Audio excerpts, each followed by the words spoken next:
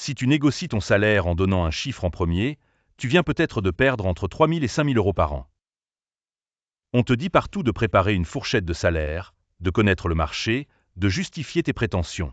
Mais voilà le problème. Dès que tu donnes un chiffre en premier, tu t'ancres toi-même sur un montant. Et même si tu vises haut, le recruteur va négocier à la baisse. Si tu vises trop bas par peur de perdre l'opportunité, tu te sous-évalues. Dans les deux cas, tu perds. Parce que tu as créé le point de référence dans la négociation. Les conseils classiques te disent de te valoriser.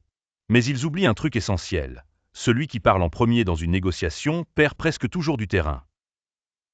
Alors voici la méthode contre-intuitive que personne ne t'explique, l'ancrage inversé.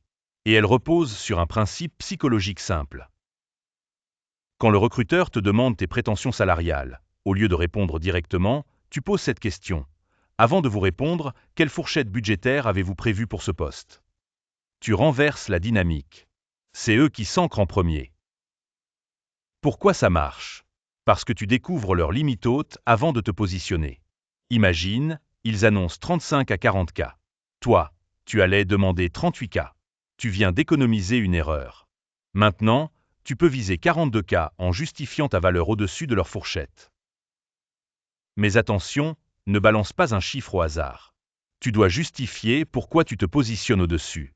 Parle de tes résultats concrets, de ton expertise, de ce que tu vas apporter. Là, tu négocies depuis une position de force. Et si le recruteur refuse de donner sa fourchette? Pas de panique. Tu réponds « Je comprends. Pour vous proposer une fourchette cohérente, j'aimerais mieux cerner les responsabilités exactes et l'évolution possible du poste. Pouvez-vous m'en dire plus ?» Tu gardes le contrôle. L'erreur que font 90% des candidats, c'est de croire qu'ils doivent rassurer le recruteur en donnant un chiffre rapidement. Mais en réalité, tu montres que tu sais négocier, que tu connais ta valeur, et ça impressionne. Résultat concret, des candidats qui utilisent cette technique gagnent en moyenne 3 000 à 7 000 euros de plus par an. Juste en inversant l'ordre de la conversation. Juste en posant une question avant de répondre. Alors la prochaine fois qu'on te demande tes prétentions salariales, respire, souris et pose la question. Quelle fourchette avez-vous budgétée pour ce poste?